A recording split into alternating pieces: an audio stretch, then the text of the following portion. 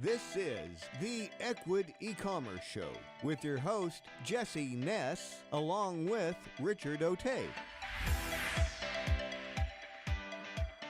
All right, RichE, happy Friday. We're here again. It's that time again.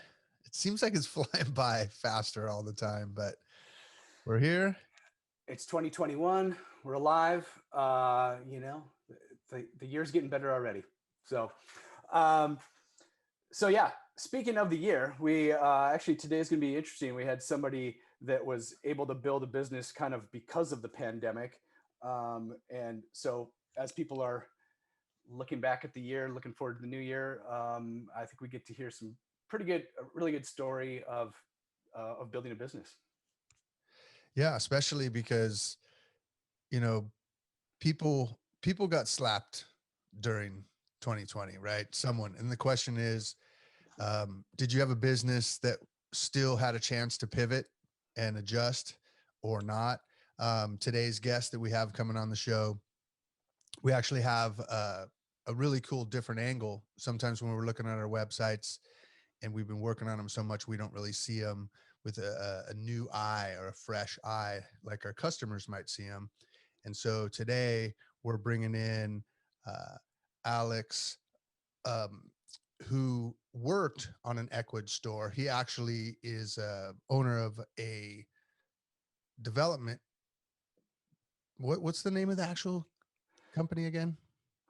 Well, let's bring on Alex. Let's bring on Alex Shoup here to help us with our stumbling beginning. Well, I just can't remember. I remember the site, the Ecwid site. I just can't remember the name of your website. Yeah, I don't see it in the notes. All right, Alex, give us an intro to your agency. Thank you, guys. Yeah, my name is Alex Shoup. I own Denver Crowd, which is a digital marketing and web development agency. We are based in Denver, Colorado, and work with businesses all over the United States. Definitely a heavy focus in Colorado, but all over the place. All right. Awesome. We have some Ecwid people in Denver as well. So, check out their co-working space when you head into the city. Just a heads up on that one. Anyway, let's tell us about your client here. I know the website is Sports Obsession. I'm a sports fan as well. My first business was selling baseball cards. Like I had a sales tax number before I was even had a driver's license. So yeah, I'm feeling the sports obsession as well. Awesome. Yeah, Sports Obsession started as a brick and mortar retailer on the East Coast. They have 4 locations on the East Coast, and they focus on selling jerseys, apparel, merchandise, memorabilia, autographs, that kind of thing. In early 2020, we had already been talking. I had done some promotions for them in the past, and we were talking about a new e-commerce website because their current website was just not performing well.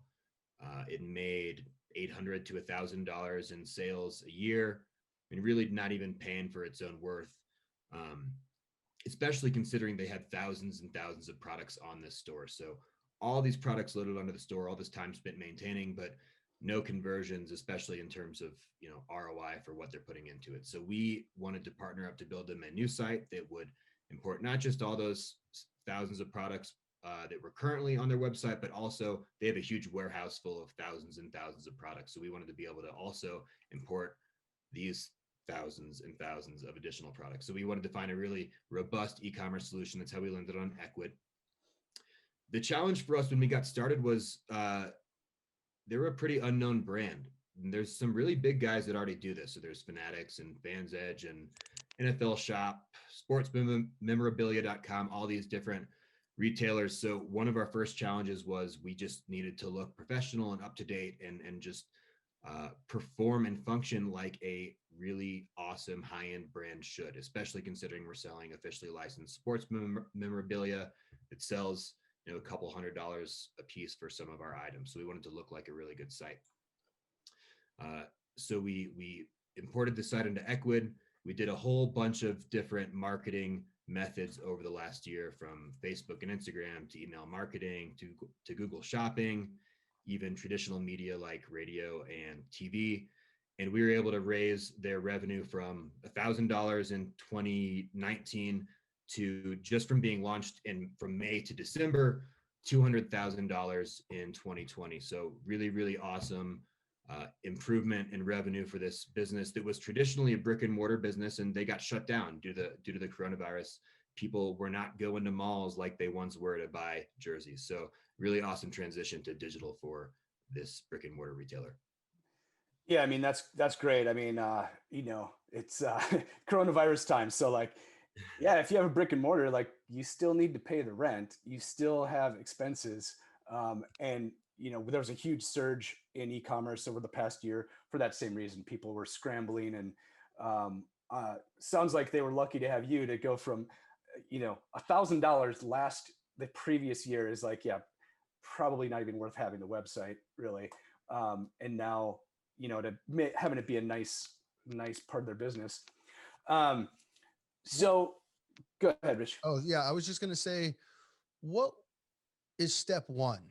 So I'm a listener right now, and I have a website, and was there some secret sauce, or what was step one you started to work on? Did they have a house list that they could import and let people know they had the website? What did you first do on the checklist of things to do?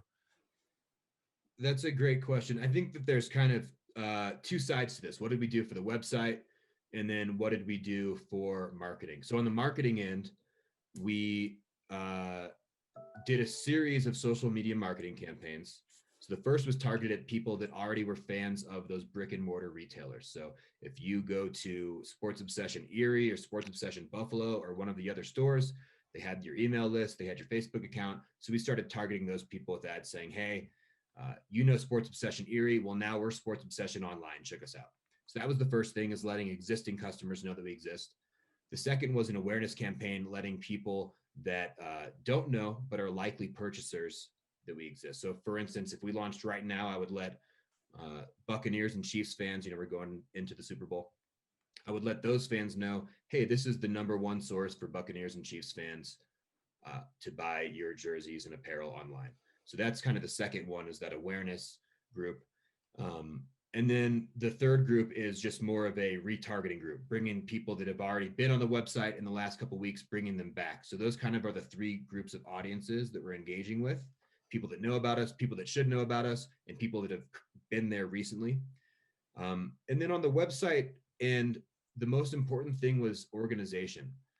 I think from being in the client's brick and mortar store, one of the issues with that was you go in and it's like cluttered. You're looking, you want to find a jersey, and there's crap hanging up all over the walls. So we didn't want crap hanging up all over the walls on our website, but we had 10,000, 20,000 products to import. So we wanted to work with Ecwid to create a system that was a clear categorization and organization of these products. So when somebody comes in, no matter whether they're looking to shop by team or by category, or for kids' clothes, they can easily do that. So the first thing was letting people know about us.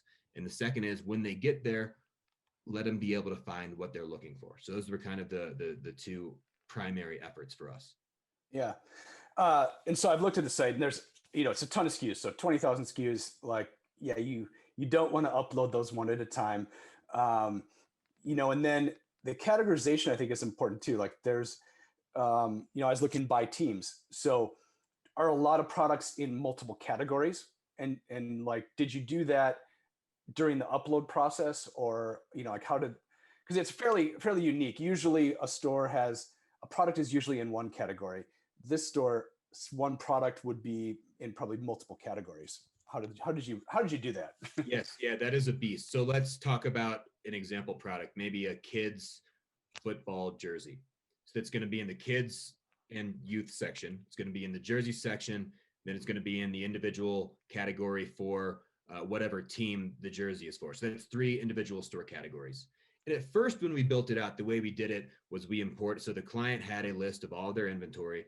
They exported me a CSV, and I imported it into Ecwid, which made things really, really simple. Doing the first few thousand products by hand would have complicated things for me and the client, and definitely delayed that launch date. So being able to import thousands and thousands of products in one CSV was super useful for us. And then from there, it was about tweaking and optimizing. So making sure that all the products had good photos and descriptions and images. Things that maybe weren't there on the store before needed to be updated. Yep. Now, luckily, this is a brick and mortar. So if there's a product that doesn't have an image, you can kind of tell the owner, hey, I need these images, white background,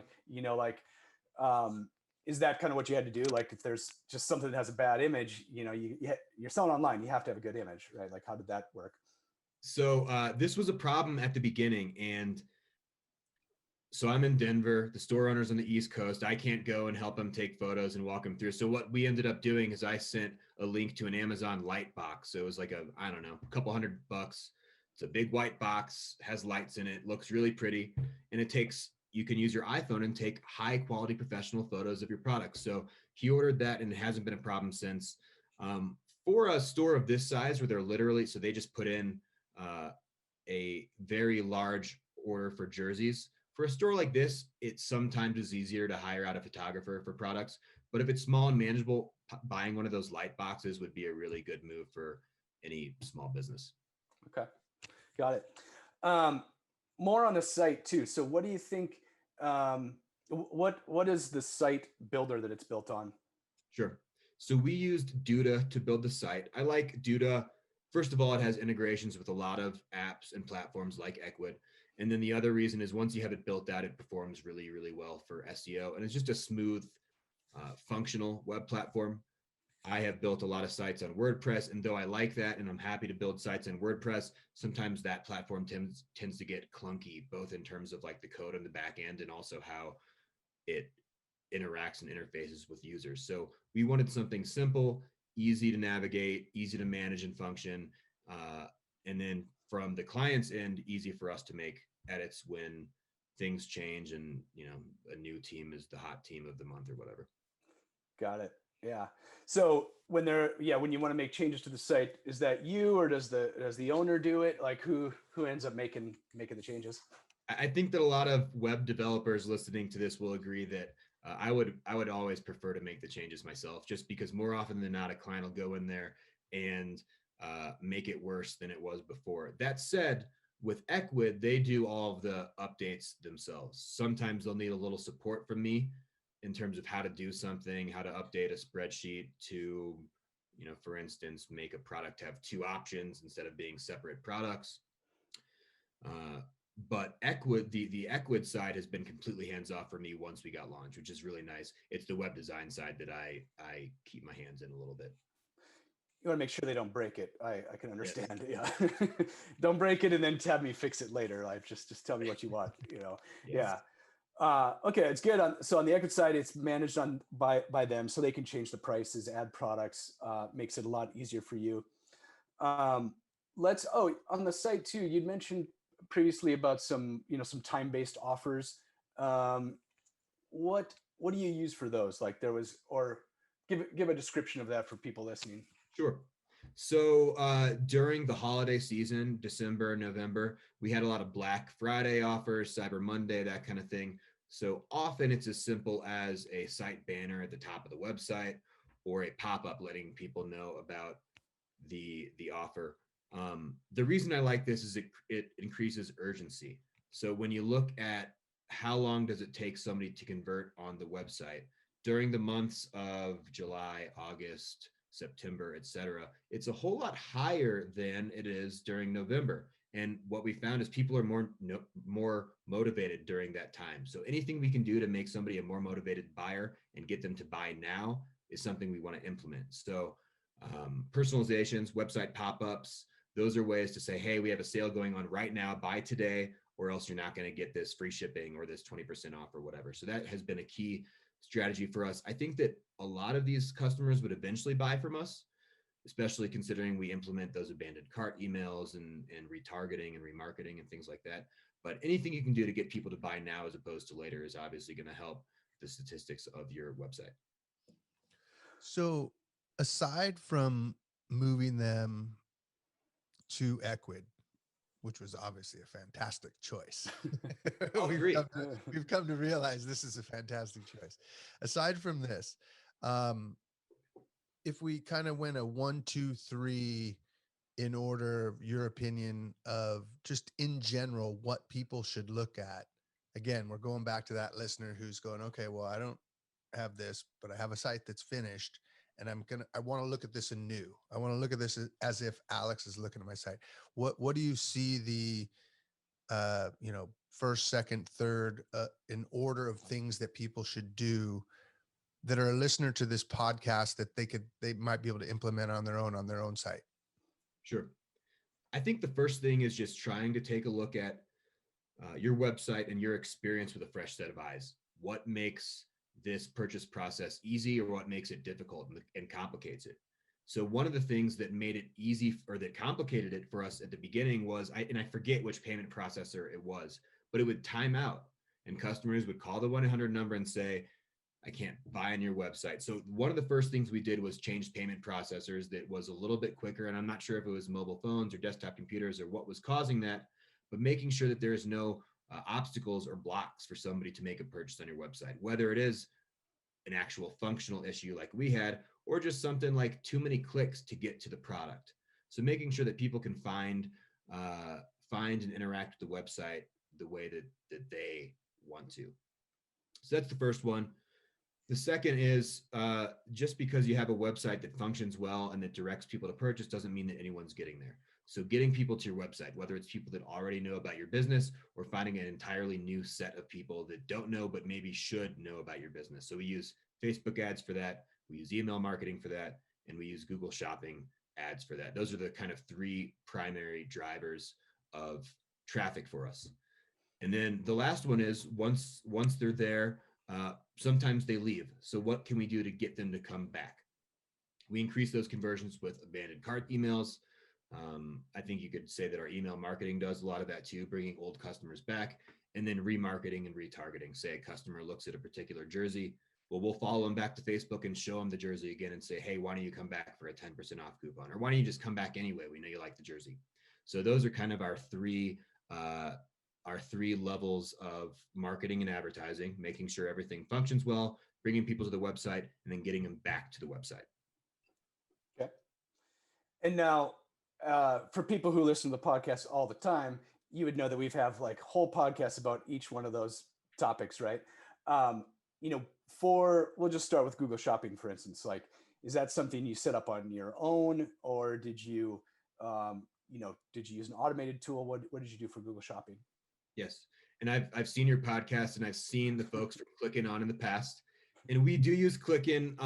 We have set up Google Shopping ads in the past for clients without that integration, and we may continue to do it in the future. But for a store like this, where you have 10,000 items, 20,000 items, whatever, and details change all the time, whether it's just a photo or a price or a description, these issues cause problems with Google. Either they'll take down your ads, or maybe somebody gets to your website and it's not what you promised it would be. So we use Clickin to automate this serving of ads so that all of our product information is up to date. We definitely customize our campaigns within Clickin based on the season and based on what should be selling and what teams are popular. But we use Clickin for the automation of submitting those products to Google on a daily basis, which has been really, really awesome and totally worth whatever those automation fees are. Yeah. I get it for the amount of SKUs you have. Like, you want to do that automated. I didn't realize actually, I probably should be talking to Clickin more often, that you can kind of do a middle tier there where you're like, you can kind of, it's automated, but you still have some control, right? Like seasonal stuff, like, yeah, maybe it's winter right now. Don't advertise baseball stuff, right? Or, Yes. Yeah, makes a lot of sense. So, or, for instance, let's say we talked about lanyards in the past, a very low revenue item. Maybe we don't include those in the campaign. Maybe we're only doing jerseys in the campaign because these are products that generate a couple $100 a purchase. So yeah, definitely some awesome ways to do targeting on that. You can also target geographically. So if we wanted to only hit people in Buffalo, New York with ads showing Buffalo Bills stuff, we can do that. However, with Google Shopping ads, what I like about it is what people are searching for anywhere is what they're going to get shown with. So I don't only want to show Buffalo Bills clothes to somebody in Buffalo. If somebody is in, I don't know, LA, and they like the bills, I still want to serve them that ad. And we, one of the cool things about Google Shopping ads is we've been able to change our target market. When we first launched, our main purchases were in Erie, Buffalo, those other communities where we had those brick and mortar stores. And now that we've been expanding our targeting through Google Shopping, through Facebook, our primary purchases now are in places like California, Texas. I mean, these are states so far away from the East Coast that if I told you this is the East Coast sports chain, you wouldn't believe me. So really awesome use of Google Shopping ads there to increase our targeting and reach. Yeah. Have you noticed like the kind of the Google organic, I guess, I'm wondering if you've been able to notice any Google organic shopping, and I'm using probably the wrong word here, the free listings, Free I guess. listings? Yeah, Google free listings. They keep changing the name. Sorry, Google. Yes. Have you seen any traffic from that makes like, has it worked? Yes, that automation is also really good. That said, anytime we're running any of these campaigns, whether it's paid or like a campaign like Google free listings, you can use Google Tag Manager or Google Analytics or other tools to measure where are these conversions coming from. So anytime we're continuing to run Google ads or continuing to pay for automation for Google free listings, it's because we know we're getting our dollars worth. And Google free listings, especially for us, when we have 20,000 products, 30,000 products, it's a no-brainer to have all these products floating around on Google. So yeah, that's definitely been a really awesome tool for us. Yeah. Yeah, I was thinking of that for that. Like there's some you might not want to advertise, but like if somebody types in a fairly obscure thing, if you have a product, you might just get some free traffic. So yes. Yeah, and what you said is very true, especially with the ads. There's some products that are just not worth your time and effort. I have a they sell snow skates. This company, Hovland Snow Skates, and it's kind of like a skateboard snowboard hybrid. And when we run Google ads, we're only running it for the complete snowboard because I don't want to sell like a little piece of hardware that costs $299 and pay $12 for the conversion when I can sell something that costs $300 and still pay $12 for the conversion. So that is very important depending on the client and depending on their business model. Some clients are willing to spend a little bit more to get a customer to come in and make that first purchase. It's interesting. I'm just thinking this as a fan myself. I'm San Diego, born and raised, pathetic teams year after year after year. We finally have a good team. And it's like, I'm thinking to myself, wow, like how many fans are like me that would literally almost, there's multiple jerseys I want. There's multiple things I want. And unlike maybe the snow skates, nothing against snow skates. I actually am interested in hearing more about them, but another time. These guys are straight up really fanatics, right? We did a little bit on the pre-chat. We talked about that. I mean, that's where the term comes from, the fan, and they're obsessed. So I would be interested to see, have you done anything interesting to try to up the cart value? Because, I'm wondering, has anyone done and marketer to marketer, this is just my mind going crazy now. Listeners already know this happens at least once a show. Like a box of the month for a team, or like that just seems like, hey, I'm a Kansas City Chiefs fan, and I love the subscription idea. I mean, it just seems like it's just silver platter it doesn't mean everybody, but there is for sure a percentage that if you give them that option are clicking that damn button for sure, right? I mean, totally. I think that's something we need to look into a little bit more. What we have done to up the cart value is so we can, using Ecwid's reporting, in addition to Ecwid having some advanced reporting, there are some apps you can install on your Ecwid account that'll give you some super advanced information. And among that information is the average cart value. So one of the things we'll look at, let's say the average cart value last month was $59. Well, maybe we put a code for free shipping, $65 and up, because there's not that many products that cost $6 on our store. So if we can get them to add one more product, maybe they'll double their values. That has been one way of doing it. Another way of just re-engaging with those people is we have used Gratisfaction, which is in Ecwid app that we got to get them back on again. Yeah. They're it's a really cool app, a lot of functionality, and they keep adding to it, which is something that I think is really awesome as somebody who pays monthly recurringly to use this app. But anyway, it allows us to get people to engage, reward them for their purchases, and also reward them for sharing the website either on social media or on email. It also provides them coupon codes for giving us more information about them. So if they tell us their favorite team or their wedding anniversary, and this allows us to down the road when we're doing more advanced targeting, say with our email marketing, we can send all of the Buccaneers fans an email when they're going to the Super Bowl, say, hey, buy your gear here now. So we have used that to engage people, get them to get more excited about their purchases because they get points awarded for purchases, and also just get more information and engage them that way. Yeah, good to hear. I recall Gratisfaction. Yeah, it was a pretty cool app. So I'm glad to hear that you're using it. I'm glad to hear they're still updating and such. So that's a good one. What's another app that you use that you'd recommend for people? Oh man, that's a good question. Well, one thing that I use a lot in Ecwid that I like is the ability to control store labels. So a lot of e-commerce platforms are super rigid in terms of what everything says and does, unless you're like really want to go in and do some code. So I like that store label editor, so you can change, add to cart from add to bag or whatever. That is a really nice functionality for me. You put me on the spot on that All one. right. I gotta get back to you on that one.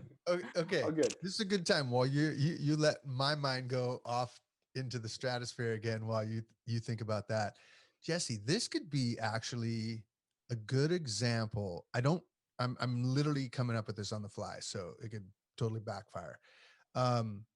This could be an example of if Sports Obsession could find their fans of certain teams that already have blogs and certain things, they might be able to use that ability to give them the affiliate commission, right? So I don't know if you know this, Alex, and I don't know the exact specifics. So Jesse, jump in what you do, and we can get you to support if you want to know more.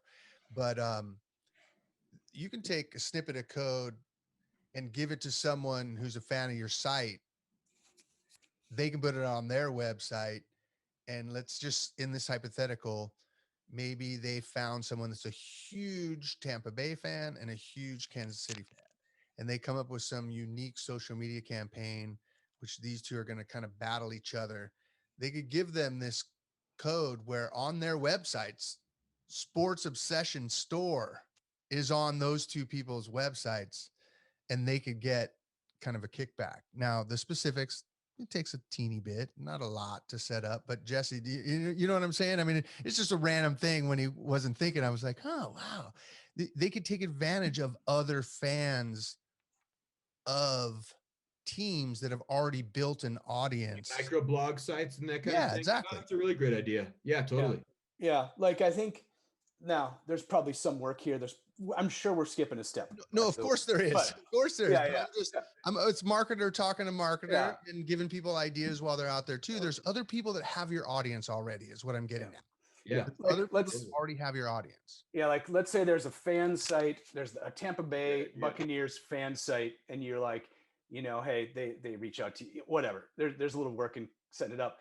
You could actually give them the category for Tampa Bay Bucks gear, and you could even have it as a separate page, or you could do it as, I've seen it as a sidebar. Like, love that, Jesse. That's way smarter than my idea. Give them the category. Don't give them the whole store.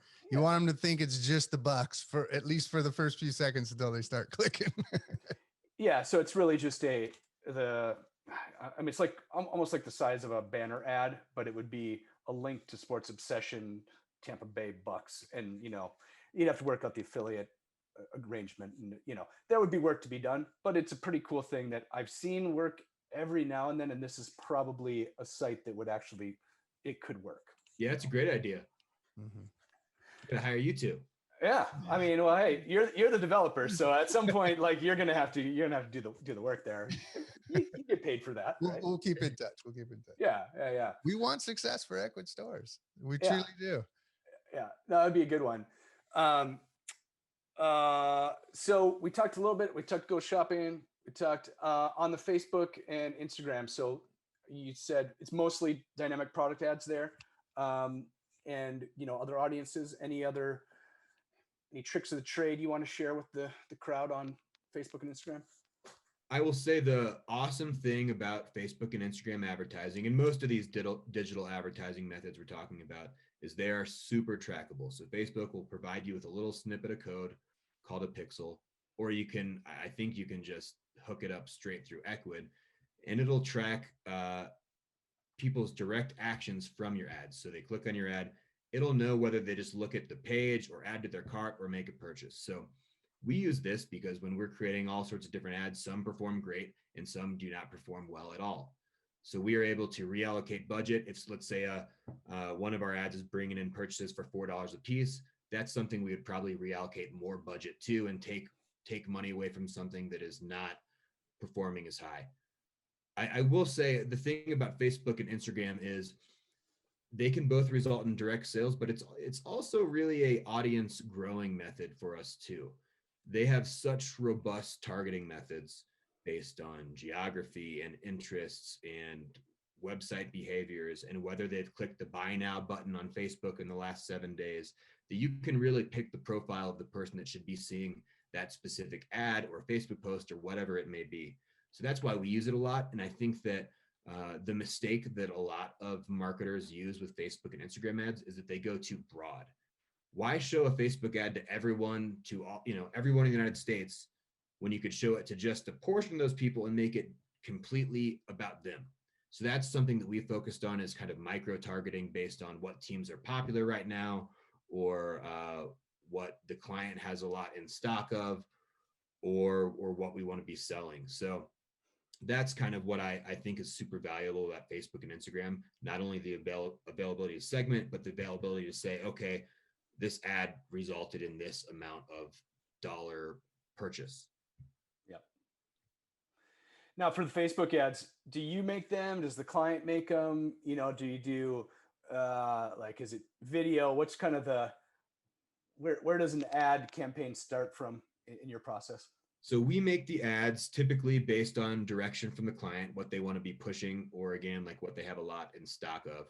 So for instance, the client just made an order of the largest order they've ever made, for the record, for jerseys because of the success of the store of the last year. So huge jersey order for NFL and NBA. So we're going to be targeting a lot of NFL and NBA fans.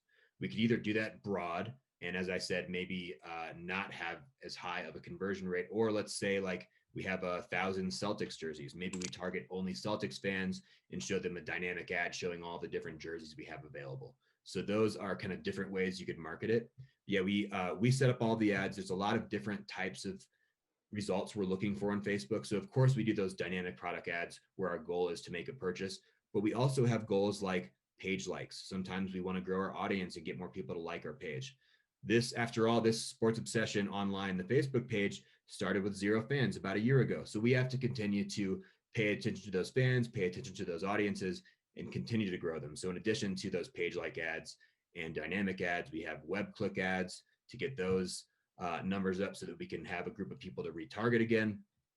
But there's all sorts of different methods and things you could be going for on Facebook.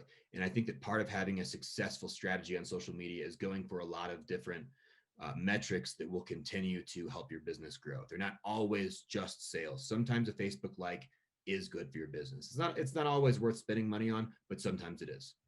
Sure. Yeah, you really had to start over you had almost nothing, almost no sales, no Facebook page, no fans, so it seems like you've done a lot on that.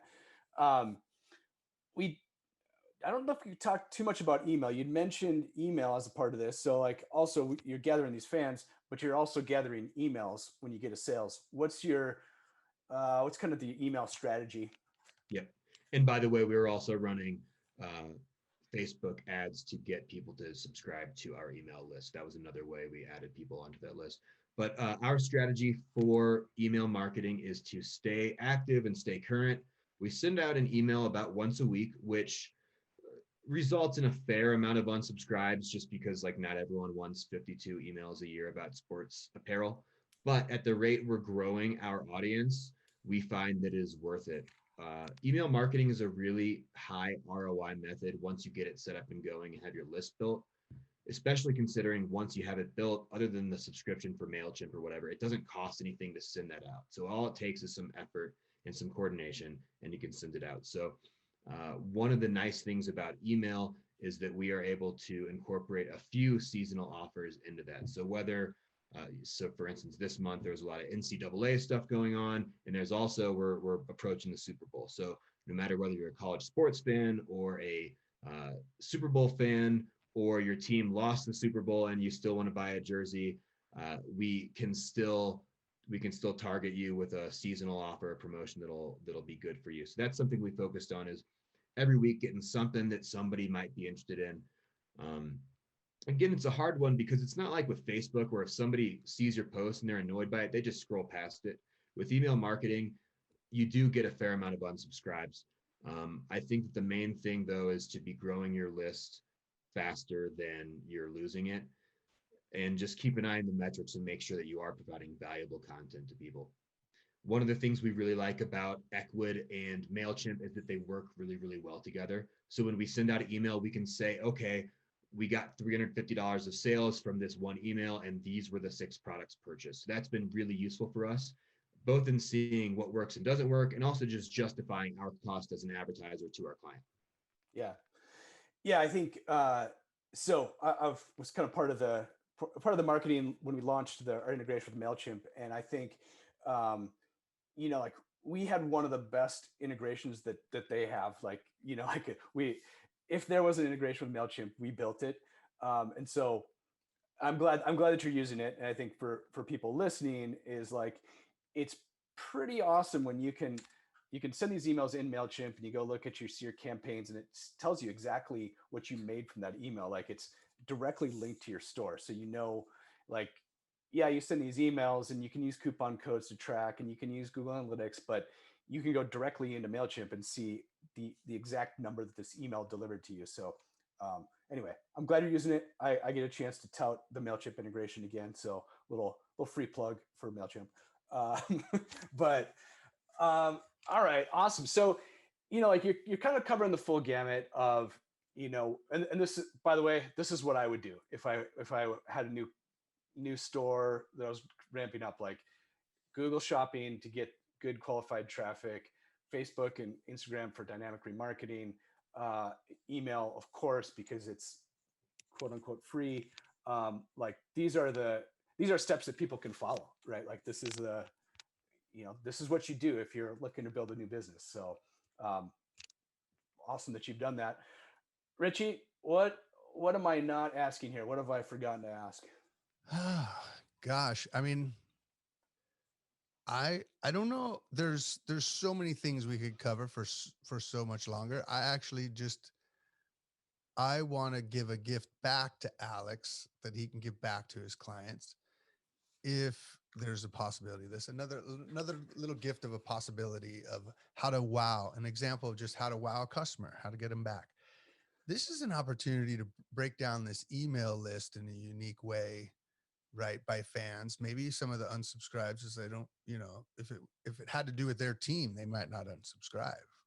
But I would say this is the land of a simple sticker that has their team that is their favorite team that says sports obsessed on the bottom of it. I bet you that would be a pretty cool little, thank you, wow, extra thing that's just sitting in their box at the end of the day. So I don't really have a question because I could talk to you for days. This is what we do. I just want to give a gift back for, thanks for coming on the show, and, maybe a little sticker. You never know that. I love that idea. Little something. I thought you were trying to get a jersey, Rich. So I was like, are you trying to get a jersey out of this deal here? I'll ping him later. All right, Alex, is there something that we should ask you, or any last thoughts you had to share? I will say the last kind of thing that we use generally. So all of the digital marketing methods I talked about are trackable. You can use pixels and codes and conversion codes to measure who is buying from this Facebook ad or from this Instagram ad or from this Google Shopping ad. With traditional advertising like radio and TV, sometimes it's a little bit harder. So when we have run those types of ads, we use coupon codes and we offer them up. We say, So we ran one on a commercial, use code FROST for 20% off. So how many Frost conversions did we get per our dollar versus how many purchases did we get on Facebook and Instagram for our dollar? So we use coupon codes outside of digital marketing methods where we cannot track them to give us a better idea of who is responding to our advertisements. That's just something I wanted to mention. Anytime you're running ads, you should be tracking it somehow. So any way you can increase your data so that you know you're spending money good places, both as an advertiser to tell your clients I'm worth my buck here, and also as a client to know, hey, here's where I should be putting more dollars in. I think anytime you can be doing that, you should. Yeah. Awesome. Great point. Yeah. You need to track it one way or another. So, and yeah, not you get used to the tracking in Google and Facebook. So for other methods, you have to find a way. So that's awesome. All right. So for people listening, if you liked what you heard from Alex, where can they find out more about you and follow you? You can find our website at denvercrowd.com, denvercrowd.com. All right. Awesome. Yeah, I checked it out already. I see a bunch of other sites on there. So, well, Alex, thanks for being on the show. Yeah, for everybody out there listening, get out there and make it happen.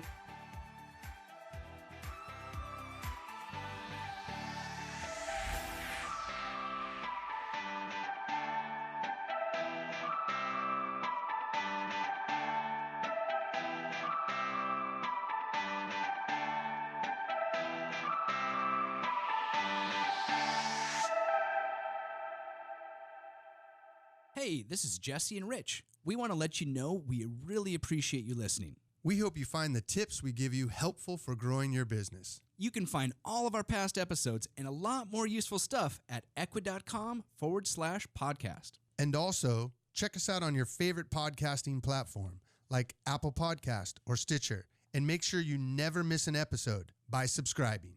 Be sure to let us know what you think by rating and reviewing so we can serve you better. So subscribe on your favorite platform. And come join our community, check out the transcripts, or tell us why you would be a great guest at ecwid.com/